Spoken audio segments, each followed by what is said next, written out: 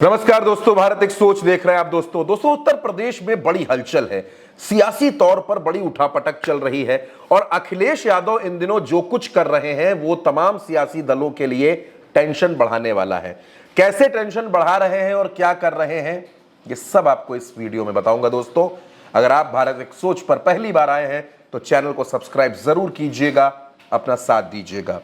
दोस्तों एक खबर आई कि उत्तर प्रदेश में अखिलेश यादव ने दद्दू प्रसाद, जो बुंदेलखंड इलाके के बड़े नेता हैं, 3 बार विधायक रहे, मंत्री रहे, मायावती के करीबी रहे, काशी राम के जमाने से बहुजन समाज पार्टी के लिए काम कर रहे थे, वो दद्दू प्रसाद अचानक लखनऊ में नजर आए और समाजवादी पार्टी में शामिल हो गए। अखिलेश यादव ने तुरंत वहीं पर उनका टिकट भी कंफर्म कर दिया। दद्दू प्रसाद जाटो बिरादरी से आते हैं, मैं आपको बताता चल रहा हूं, जाटो बिरादरी से आते हैं और जाहिर तौर पर अखिलेश यादव को 2022 में बड़ी मदद करेंगे। लेकिन दोस्तों क्या आपने इस बात को सोचा, इस बात को देखा कि अखिलेश यादव ने पिछले 2 सालों में क्या किया?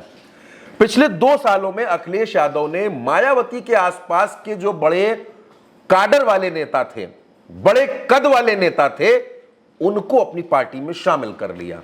कैसे? एक एक नाम के साथ आपको बताता हूं। पहला नाम है इंद्रजीत सरोज का। इंद्रजीत सरोज कौशांबी में एक विधानसभा सीट है मंझनपुर, उस मंझनपुर से 2022 में सपा के टिकट पर चुनाव जीते। इंद्रजीत सरोज कौन है? इंद्रजीत सरोज पासी बिरादरी से आते हैं। मायावती के एक जमाने में सबसे जो खास लोग होते हैं, जो 4-5 लोग किचन कैबिनेट का हिस्सा होते हैं, उसमें इंद्रजीत सरोज शुमार हुआ करते थे, लेकिन वो अखिलेश यादव के साथ आ गए। चलिए ठीक है, इंद्रजीत सरोज आए, पासी समाज के बीच में एक मैसेज गया, एक मजबूती मिली। अगला नाम दोस्तों इसमें आता है राम अचल राजभर। राम अचल राजभर दोस्तों मैं आपको बताऊं 2007 में सरकार थी मायावती के और ये परिवहन मंत्री हुआ करते थे। परिवहन विभाग को बड़ा विभाग माना जाता है किसी राज्य में। अंबेडकर नगर जिले में एक विधानसभा सीट है अकबरपुर, वहां से ये विधायक है। 2022 में भी सपा के टिकट पर ये चुनाव जीते, विधायक बने। यानी राम अचल राजभर, इंद्रजीत सरोज, ये वो 2 नेता जो मायावती के बड़े करीबी हुआ करते थे, ये दोनों सपा में आ गए। अब एक नाम इसमें और जोड़िए, वो नाम है लालजी वर्मा का।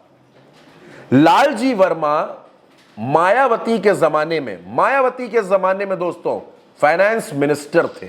आप सोच सकते हैं आज फाइनेंस मिनिस्टर सुरेश खन्ना साहब हैं, योगी आदित्यनाथ के ठीक बगल में बैठते हैं। उस समय लालजी वर्मा वित्त मंत्री हुआ करते थे।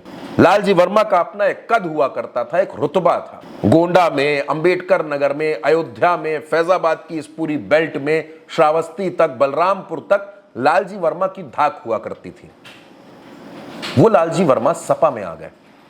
2022 में अखिलेश ने इनको कटहरी से चुनाव लड़वाया, कटहरी से ये चुनाव जीत गए।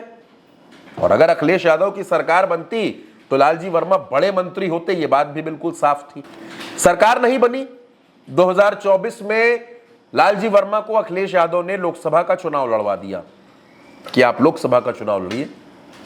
लालजी वर्मा चुनाव जीते और सांसद बन गए, सीट खाली हो गई कटहरी की। उपचुनाव हुआ बाद में वहां पर। खैर, अब इस लिस्ट में 2 नाम आपको और बताता हूं। अब ये सांसदों वाली सूची चालू हो गई है दोस्तों। मायावती के जमाने में बाबू सिंह कुशवाहा।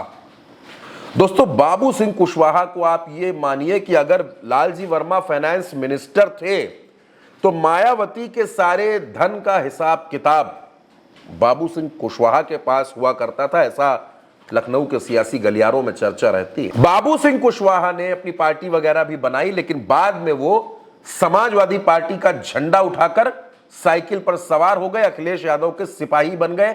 अखिलेश यादव ने जौनपुर में, जी हां दोस्तों, वही जौनपुर जहां आखिरी राउंड तक टिकट की मंथन चल रही थी कि धनंजय सिंह होंगे, कि श्रीकला धनंजय सिंह होंगी, कि धनंजय सिंह सपा में आ जाएंगे, तमाम चीजें हो रही थी। अखिलेश यादव ने कहा नहीं, बाबू सिंह कुशवाहा लोकसभा का चुनाव लड़े, जीते और भारतीय जनता पार्टी के कृपाशंकर सिंह को चुनाव हराया। वो कृपाशंकर सिंह जिनके लिए पूरी प्रतिष्ठा दांव पर लगी थी दिल्ली दरबार की, उस सीट पर बाबू सिंह कुशवाहा ने भाजपा को चुनाव हरा दिया। और अब एक और नेता की बात करता हूं, एक जमाने में जिनको कहा जाता था कि अगले मुख्यमंत्री बनेंगे। लखनऊ के ठीक बगल की सीट है मोहनलालगंज, सुरक्षित सीट है।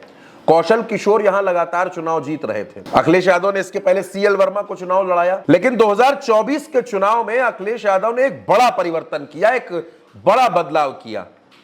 अखिलेश यादव ने मोहनलालगंज की सीट पर आरके चौधरी को टिकट दे दिया।